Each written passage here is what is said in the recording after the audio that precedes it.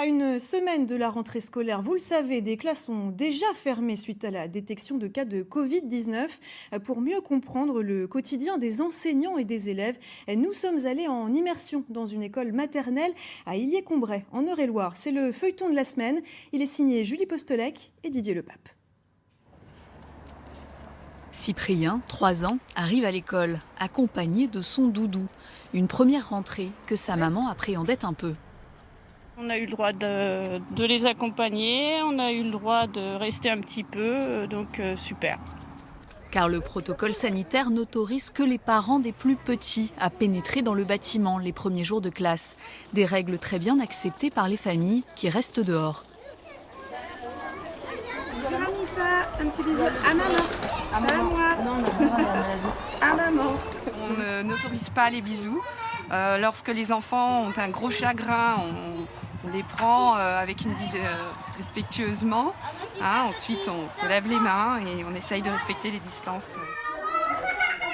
Et les chagrins, il y en a au moment de la séparation avec les parents. Une fois les larmes essuyées, la maîtresse réunit les 20 enfants de petites, moyennes et grandes sections mélangés dans sa classe pour voir avec eux les dates et notions de temps. Aujourd'hui, c'est jeudi.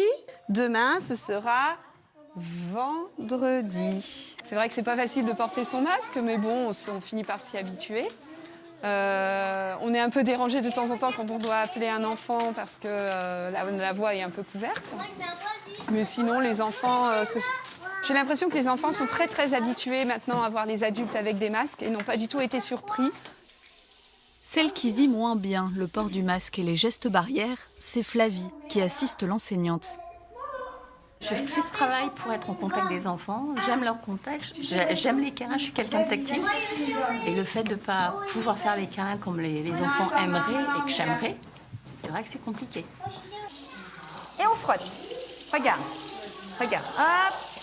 Et on frotte. De l'autre côté du couloir, Isabelle, elle aussi assistante, montre aux petits comment se nettoyer les mains avant d'aller à la salle de sport, où les enfants pensent plus à jouer ou aux vacances qu'à la Covid-19. En fait, moi, hier, j'étais partie en vacances avec mon papa et ma maman. Pendant la rentrée, j'ai fait des jeux. Et à la fin de chaque session de sport, l'assistante reste quelques minutes de plus. Je suis en train de désinfecter la partie où les enfants ont mis leurs petites mains. Voilà. Désinfecte les barres, les barreaux, les tapis. À la récré, autre précaution. La petite centaine d'enfants est répartie de part et d'autre de la cour, divisée en deux par des barrières. Une petite cabane pour Louison. On a voulu zoner la cour en fait en 2 zones afin d'éviter les brassages de classes. Donc en fait, ce sont toujours les mêmes groupes. Donc on a 2 classes par zone. Si on a un cas Covid qui se déclare, au moins on pourra éviter la fermeture de toute l'école, quoi. La récré permet cependant un autre type de brassage, celui d'enfants autistes avec le reste des élèves. Après ce moment de partage, les 4 garçons retournent en classe avec les éducatrices de l'unité spécialisée. Celles-ci sont obligées d'être très proches pour capter leur attention et les stimuler. Quelle couleur c'est?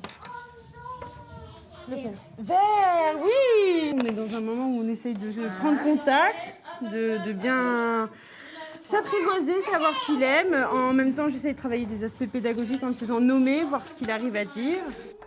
L'objectif de cette unité, intervenir très tôt auprès de ces enfants autistes pour qu'ils suivent à terme une scolarité ordinaire. Mais le port du masque ne facilite pas leur éducation. Ça surajoute certainement une difficulté puisque un des axes de travail à privilégier, c'est le fait d'aider et d'accompagner les enfants à décrypter les expressions faciales pour comprendre les émotions d'autrui. Donc dans les objectifs qu'on va travailler, je pense que ça va quand même poser un moment un problème. En attendant d'avoir des masques transparents, chaque maîtresse cherche la meilleure solution avec des gestes ou des peluches pour enseigner à ses enfants et évaluer leur niveau, pour certains, après 6 mois d'absence. Crayon à papier.